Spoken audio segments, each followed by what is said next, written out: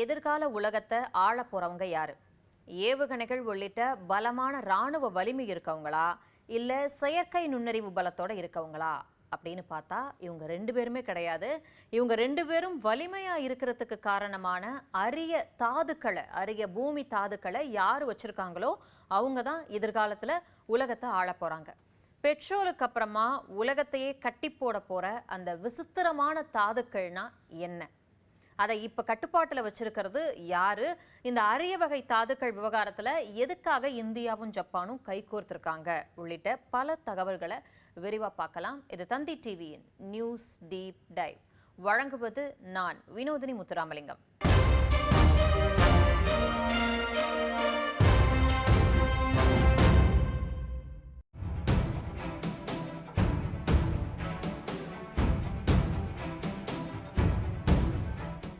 கடந்த காலங்களில் எந்த நாடு பெட்ரோல் வளத்தை அதிகமாக வச்சிருந்தாங்களோ அந்த நாடு தான் உலகின் வலிமையான நாடாக கருதப்பட்டுச்சு. ஆனால் இன்னைக்கு கிரிட்டிக்கல் மினரல்ஸ் அப்படின்னு சொல்லப்படக்கூடிய அரிய வகை தாதுக்களை தன்னுடைய கட்டுப்பாட்டில் யார் வச்சிருக்காங்களோ அவங்க தான் வருங்காலத்தில் பெரிய நாடு அப்படின்னு கருதப்படுவாங்க.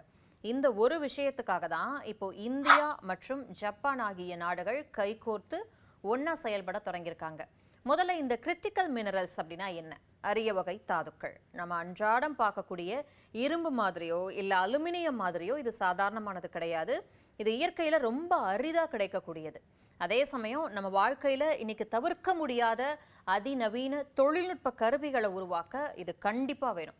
நம்மளோட ஸ்மார்ட் போனா இருக்கட்டும், லேப்டாப், அதுல இருக்கக்கூடிய சிப்ஸ், பேட்டரி, இது எல்லாத்துக்குமே இந்த மினரல்ஸ் தான் அடிப்படையான விஷயமா பார்க்கப்படுது.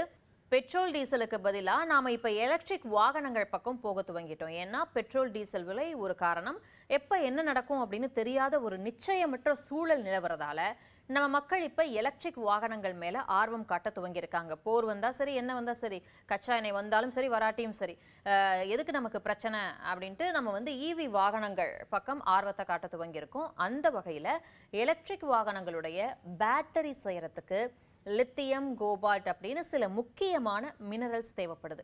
இதெல்லாம் இல்லை அப்படின்னா எலக்ட்ரிக் வாகனங்களே இல்லை அப்படின்னே சொல்லலாம். காற்றாலைகளில் இருக்கக்கூடிய விண்ட் டர்பைன்ஸ், அப்புறம் சோலார் பேனல்கள் செய்யறதுக்கும் இந்த அரிய வகை பூமி தாதுக்கள் தான் தேவை. இராணுவத்தோட ஏவுகணைகள், போர் விமானங்கள், ரேடார் சிஸ்டம் அப்படின்னு எல்லாத்துக்குமே இந்த மினரல்ஸ் இல்லாமல் ஒன்றுமே பண்ண முடியாது.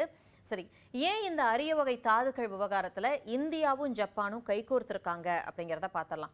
இப்போ உலக அளவில் இந்த மினரல்ஸ் எல்லாத்தையுமே சீனா தான் கட்டுப்பாட்டில் வச்சிருக்கு. இந்தியாவையும் சீனாவையும் அரிய வகை தாதுக்கள் விஷயத்துல ஒப்பிட்டு பார்த்தோம் அப்படின்னா இரு நாடுகளுக்கும் இடையில பெரிய இடைவெளி ஒன்று இருக்கு.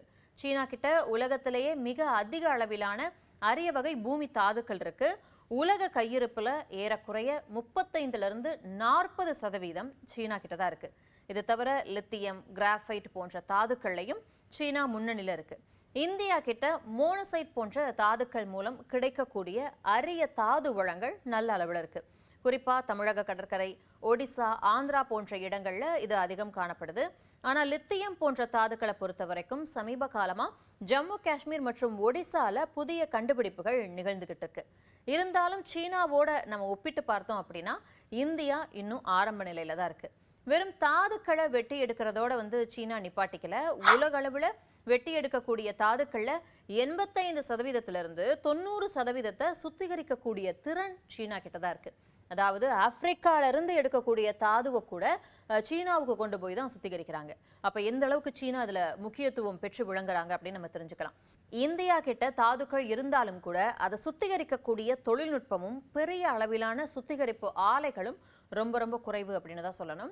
சீனா கடந்த 30 ஆண்டுகளா இந்த தாதுக்கள் துறையில திட்டமிட்டு முதலீடு செஞ்சாங்க.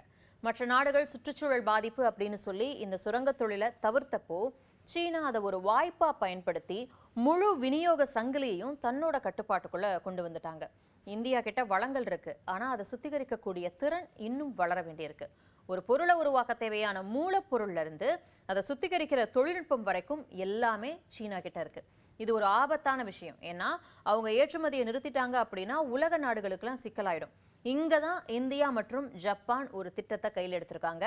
நம்ம மண்ணில் லித்தியம் உள்ளிட்ட ஏராளமான அரிய வகை தாதுக்கள் அடங்கிய நிறைய இயற்கை வளங்கள் இருக்கு. ஆனா அதை சுத்திகரிக்க பயன்படுத்தக்கூடிய பெரிய ஆலைகள் இன்னும் முழுமையா வரல அப்படிங்கிறத பார்த்தோம். ஜப்பான் கிட்ட என்ன இருக்கு அப்படின்னா, ஜப்பான் கிட்ட இந்த தாதுக்கள் கிடையாது. ஆனா இந்த தாதுக்களை வச்சு பெரிய எந்திரங்கள், பேட்டரிகள், தொழில்நுட்பத்தை தயாரிக்கக்கூடிய உலகத்தரம் வாய்ந்த வசதிகள் இருக்கு. இந்தியாவிலேயே இந்த அரிய தாதுக்களை சுத்திகரிச்சு நமக்கு தேவையான பொருளா மாத்த போறோம். இதுக்கு ஜப்பான் நிதியுதவியும் தொழில்நுட்பமும் தந்து உதவ போறாங்க. அர்ஜென்டினா, சிலி அப்படின்னு சொல்லி நிறைய நாடுகள்ல இந்த தாதுக்கள் அதிகமா இருக்கு. அங்கெல்லாம் இந்தியா, ஜப்பான் சேர்ந்து சுரங்க தொழிலுக்கு முதலீடு செய்ய போறாங்க. இது இந்தியாவுக்கு ரொம்ப முக்கியம். ஏன் அப்படின்னா, இந்தியா இப்ப எலக்ட்ரிக் கார், செமிகண்டக்டர் சிப்ஸ், பசுமை ஆற்றல் அப்படின்னு ஒரு பெரிய லட்சியத்தோட நம்ம போய்கிட்டு இருக்கோம். இதுக்கு இந்த தாதுக்கள் தான் முதுகெலும்பு அப்படின்னு சொல்லணும். இது சீனா கையில இருந்தா நம்ம வளர்ச்சி அவங்கள நம்பித்தான் இருக்கும், சீனாவை நம்பித்தான் இருக்கும். சீனா என்ன முடிவெடுக்குதோ அதன்படிதான் இந்தியாவுடைய வளர்ச்சியானது உயரும் இல்ல கீழே போகும், அதெல்லாம் அவங்க நம்பி இருக்கு. அதை மாத்தத்தான் இந்த ஜப்பான் கூட்டணி. 20ஆம் நூற்றாண்டுல ஒரு நாட்டுடைய அதிகாரத்தை பெட்ரோல் தீர்மானிச்சது அப்படின்னா, 21ஆம் நூற்றாண்டுல அந்த இடத்தை இந்த அரிய வகை தாதுக்கள் பிடிச்சிருக்கு. ஸ்மார்ட் போன்ல தொடங்கி ஏவுகணைகள் வரைக்கும் எல்லாத்துக்குமே இந்த அரிய வகை தாதுக்கள் தான் அடிப்படை அப்படின்னு சொல்லணும். இப்ப இந்த அரிய வகை தாதுக்கள் விவகாரத்துல சீனா வச்சிருக்கக்கூடிய அந்த ஏகபோக ஆதிக்கம் உலக நாடுகளுடைய பாதுகாப்புக்கு ஒரு பெரும் சவாலா மாறி இருக்கு. இந்த சூழ்நிலையில தான் இந்தியா ஜப்பான் கூட்டணி ஒரு வரலாற்று முக்கியத்துவம் வாய்ந்த முடிவா பார்க்கப்படுது.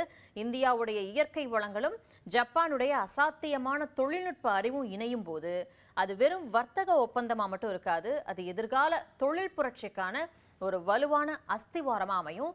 சுயசார்பு இந்தியாவை நோக்கி நாம எடுத்து வைக்கக்கூடிய இந்த ஒவ்வொரு அடியுமே இனி வரும் காலங்கள்ல உலக அரசியல்ல இந்தியாவை ஒரு தவிர்க்க முடியாத சக்தியா மாற்றும் அப்படிங்கிறது உறுதி.